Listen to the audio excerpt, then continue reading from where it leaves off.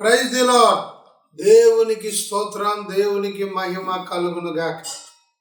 ప్రతిరోజు మంచి వాగ్దానం, గుడ్ ప్రామిస్ వీక్షిస్తూ ఈ వాగ్దానాలతో దీవించబడుతూ ఈ వాగ్దానాలు మీకు ప్రోత్సాహకరంగా, ఆహ్లాదకరంగా, ఆరోగ్యకరంగాను ఉంటున్నాయని నమ్ముతూ ఉన్నాను.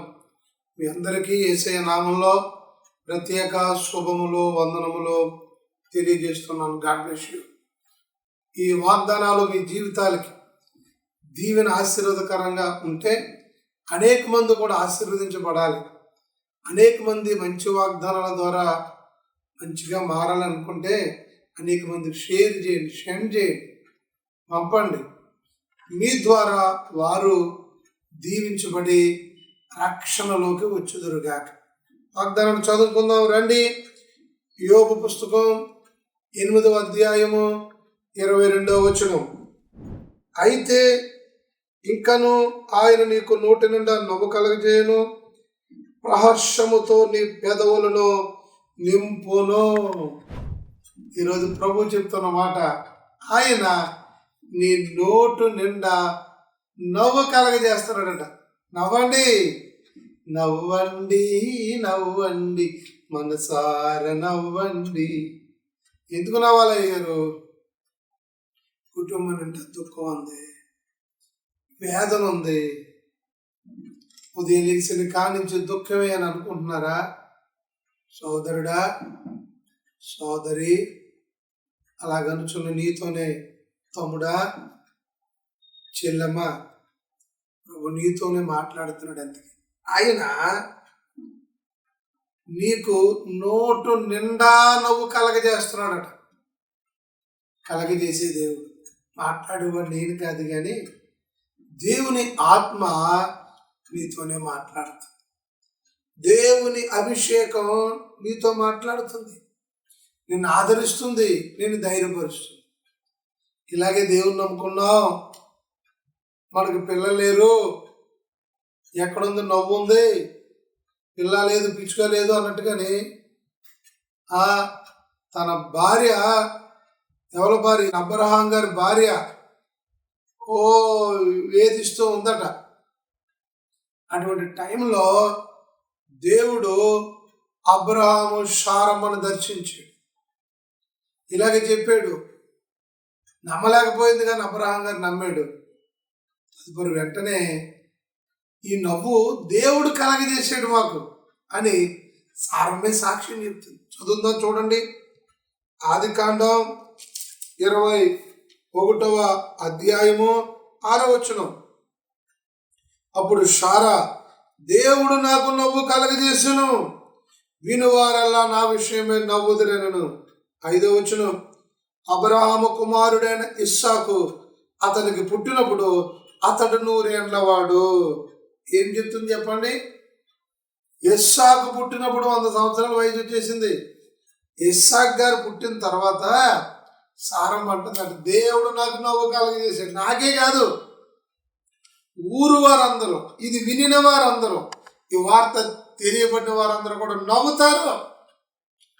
నేను నవ్వుల పాలు చేస్తారని కాదు, కొంతమంది నవ్వుల పాలు చేసి ఉండాలి. నేను నవ్వుల పాలు చేయటం కాదు, నిన్ను చూసి వారికి పిల్లలు పుట్టారట అని ఆ వయస్సులో, ఆ దుఃఖములో ఉన్నప్పుడు దేవుడు వారికి నోటి నిండా నవ్వించాడని వీళ్ళు కూడా ఆనందపడతారట.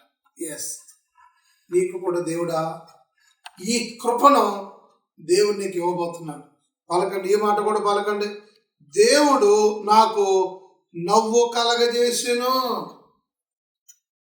ఆనందం కలగజేసెను. దేవుడేనండి మనుషులు దుఃఖాన్ని కలగజేస్తారు. మనుషులు మనం ఆనందంగా ఉండనివ్వరు. అసూయ, స్వార్థం, ఈర్ష్య, ఈగో ఫీలింగ్స్తో ప్రజలు లేరండి. నువ్వు మంచి బట్టలు వేసుకుని ఆనందంగా ఉండను ఇది లోకం. కానీ నా ప్రభు నీ నోటి నిండా నవ్వించే దేవుడు ఆయన. నీ బాధలన్నీ తొలగించే దేవుడు, నీ సమస్యలన్నీ తొలగించే దేవుడు ఈరోజు తొలగిస్తున్నాడు. నీ సమస్యలన్నీ తొలగించి నీ నోటి నిండా నవ్విస్తున్నాడు. బిడ్డల విషయంలో చాలా ఇబ్బంది పడుతున్నావా, బాధపడుతున్నావా? దేవుడు నీకు నవ్వు కలగజేస్తాడు. నిన్ను బట్టి నీ ఇంటి వారికి నవ్వు, నీ బంధువులకి ఆనందాన్ని కలగజేస్తున్నాడు. ఈ వాగ్దానం నీతోనే మాట్లాడుతున్నాడు.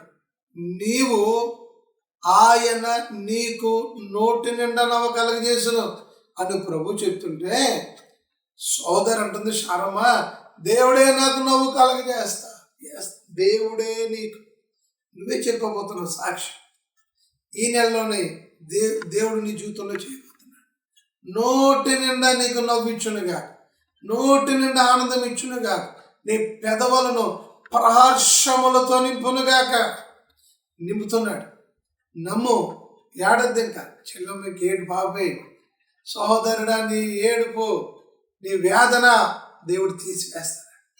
మనుషులందరి ఎదుట నువ్వు ఆనందించేదానిగా, ఆనందించేవాడుగా నా ప్రభు ఈరోజే చేయనుగా. ఈ వాగ్దానం మీకు, మీ కుటుంబానికి సొంత మగునుగా ప్రార్థించాను. ప్రభువా నీకు వందనాలు. సంతానం లేక ఎంతమంది అయితే ఉన్నారో, సమస్యలతో ఉన్నారో, వేదనలతో ఉన్నారో, ఆనందం లేకుండా మనసారా నవ్వుకొని, నోరారా మనసారా హృదయపూర్వకంగా ఆనందంగా నవ్వుకొని చాలా రోజులు అయి ఉన్నారు. నూతన సంవత్సరం వచ్చినా అయ్యో ఈ సమస్యలు పోవా, ఈ దుఃఖం పోదా, నా బ్రతుకు మారదా, నా జీవితంలో మార్పు కలగదా, నా జీవితం ఇంతే, నా బ్రతుకింతే, నా తలరా తింతే అని అనుకుంటున్న వారితో ఈరోజు ఒక విముక్తి కలగజేసి నోటి నుండి నవ్విస్తున్నందుకు వందనాలు. దేవుడు నాకు నవ్వు కలగజేసిననే మాట నీ బిడ్డలు చెప్పుదురుగా. యేసు నామములో ఆజ్ఞాపిస్తున్నాను, యేసు నామములో ప్రకటిస్తున్నాను జరుగునుగా. యేసయ్య నీ నామంలో బ్రతిమాలుకుంటున్నాను జరుగునుగా. జరగనవండి. నీ నిండైన నుండైన దీవులు జరగనవండి. ఇప్పుడు జీవితం నోటి నుండి నవ్వించి రేపు ఆదివారమే ఆనందంగా మనసారా సాక్ష్యాలు చెప్పడానికి కృప దయచు.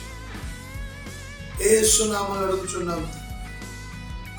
తండ్రి, కుమార, పరిశుద్ధాత్మ సదా తోడై ఉండి నోటి నిండా నవ్వు కలగజేయునుగా. నీవే నీవే నా విజయం, నాలో నీవే నీవే